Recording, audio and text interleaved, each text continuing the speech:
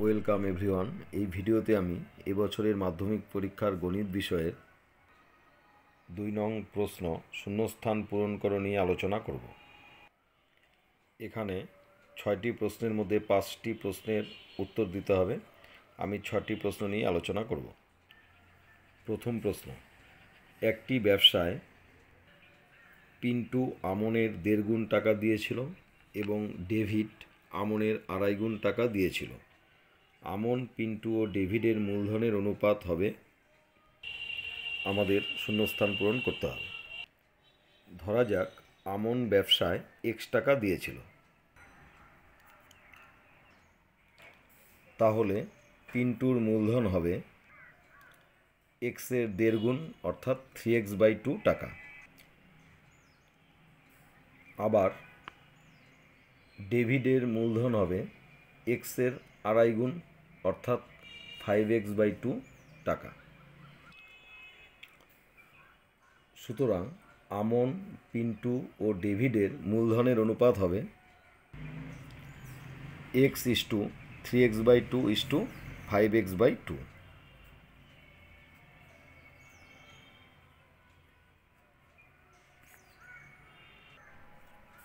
এক্সগুলো cancel করলে আমরা লিখতে পারি 1:3/2:5/2।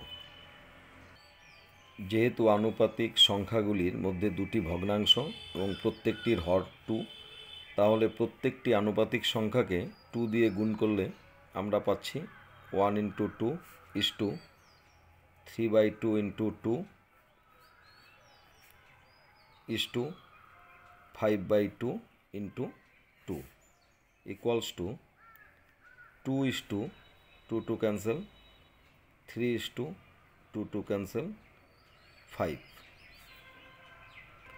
তাহলে আমন, পিন্টু ও ডেভিডের মূলধনের অনুপাত হলো 2:3:5। তাহলে 2-এর 1 নং প্রশ্নের উত্তর হবে 2:3:5।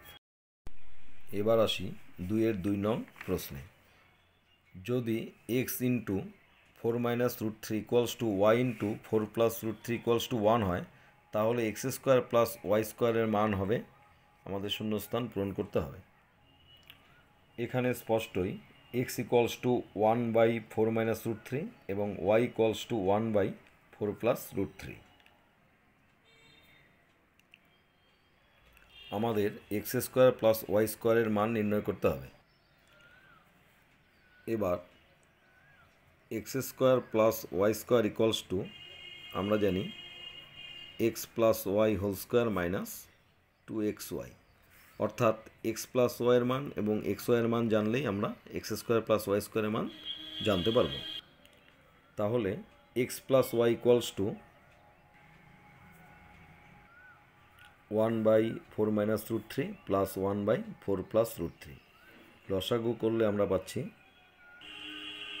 4 - √3 ইন্টু 4 + √3। তাহলে আমরা লবে পাচ্ছি 4 + √3 প্লাস 4 - √3। √3 ক্যান্সেল,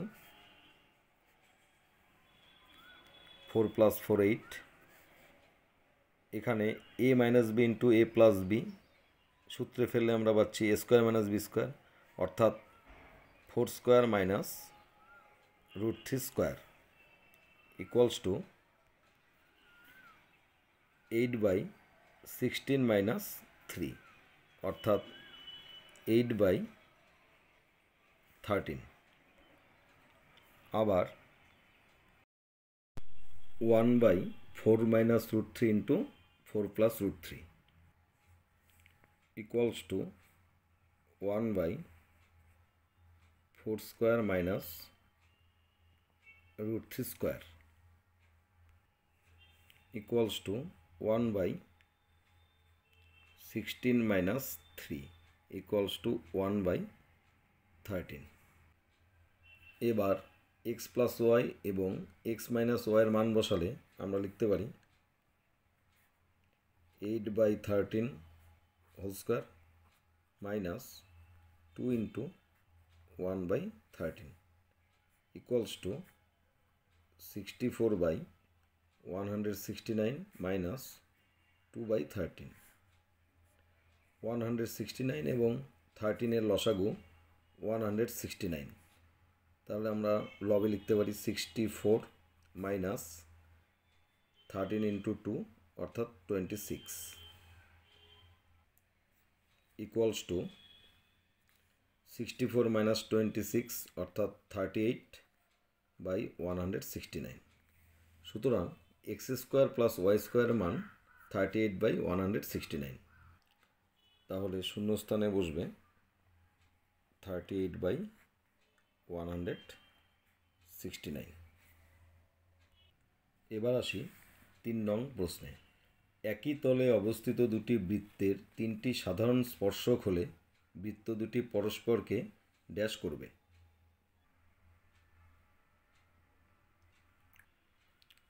এখানে 4টি চিত্র রয়েছে। প্রতিটি চিত্রে ছোট বৃত্তটির কেন্দ্র বি এবং বড় বৃত্তটির কেন্দ্র এ। প্রথম চিত্রে বৃত্ত দুটির একটি সাধারণ স্পর্শক রয়েছে এবং এই স্পর্শকটি সরল সাধারণ স্পর্শক, কারণ এই স্পর্শকের একই পাশে বৃত্ত দুটি অবস্থিত। 2 নং চিত্রে বৃত্ত দুটির দুটি সাধারণ স্পর্শক রয়েছে এবং এই স্পর্শক দুটি সরল সাধারণ স্পর্শক। তৃতীয় চিত্রে বৃত্ত দুটির 3টি সাধারণ স্পর্শক রয়েছে, 2টি সরল সাধারণ স্পর্শক এবং একটি তির্যক সাধারণ স্পর্শক, কারণ এক্ষেত্রে বৃত্ত দুটি স্পর্শকের 2 বিপরীত পাশে অবস্থিত। 4 নং চিত্রে বৃত্ত দুটির 4টি সাধারণ স্পর্শক রয়েছে, 2টি সরল সাধারণ স্পর্শক এবং 2টি তির্যক সাধারণ স্পর্শক। চিত্রগুলি থেকে স্পষ্ট, একই তলে অবস্থিত দুটি বৃত্তের 3টি সাধারণ স্পর্শক হলে বৃত্ত দুটি পরস্পরকে বহিঃস্পর্শ করবে। তাহলে এক্ষেত্রে উত্তরটি হবে বহিঃস্পর্শ। এবার আসি 4 নং সমস্যাটিতে। Sine square theta plus 2x into cos square theta equals to 1 হলে এক্সের মান হবে। প্রদত্ত sine square theta plus 2x into cos square theta equals to 1, তাহলে আমরা লিখতে পারি 2x cos square theta equals to 1 minus sine square theta, বা 2x cos square theta equals to cos square theta. উভয় পক্ষকে কস স্কোয়ার থিটা দিয়ে ভাগ করলে আমরা লিখতে পারি 2x ইকুয়ালস টু 1 বা x ইকুয়ালস টু হাফ। সুতরাং 4 নং প্রশ্নের উত্তর হবে হাফ। এবার আসি 5 নং প্রশ্নে। আর একক দৈর্ঘ্যের ব্যাসার্ধ বিশিষ্ট একটি নিরেট অর্ধগোলক থেকে সর্ববৃহৎ যে নিরেট শঙ্কু কেটে নেওয়া যাবে তার আয়তন। এটি একটি নিরেট অর্ধগোলকের চিত্র এবং এই নিরেট অর্ধগোলক থেকে সর্ববৃহৎ যে নিরেট শঙ্কু কেটে নেওয়া যাবে তার উচ্চতা এবং ব্যাসার্ধ সমান হবে। এক্ষেত্রে নিরেট শঙ্কুর চিত্রটি হবে, অর্থাৎ শঙ্কুটির উচ্চতা এবং ভূমির ব্যাসার্ধ নিরেট অর্ধগোলকের ভূমির ব্যাসার্ধের সমান।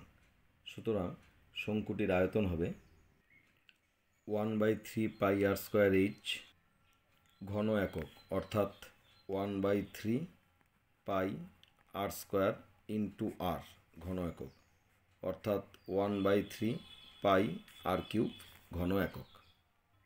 তাহলে উত্তরটি হলো 1/3 পাই আর কিউব ঘন একক। এবার আসি 6 নং সমস্যাটিতে। পি প্লাস কিউ সংখ্যক সংখ্যার গড় এক্স, এর মধ্যে পি সংখ্যক সংখ্যার গড় ওয়াই এবং অবশিষ্ট কিউ সংখ্যক সংখ্যার গড় হবে। যেহেতু পি প্লাস কিউ সংখ্যক সংখ্যার গড় এক্স, সুতরাং পি প্লাস কিউ সংখ্যক সংখ্যার সমষ্টি হবে x into P plus Q.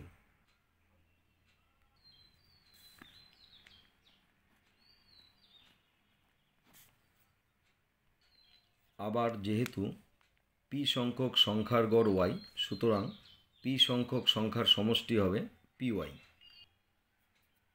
P plus Q সংখ্যক সংখ্যার সমষ্টি থেকে পি সংখ্যক সংখ্যার সমষ্টি বিয়োগ করলে আমরা কিউ সংখ্যক সংখ্যার সমষ্টি পাব।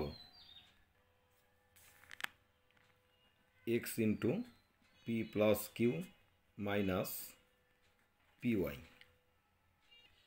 সুতরাং কিউ সংখ্যক সংখ্যার গড় হবে x into P plus q minus p y by Q.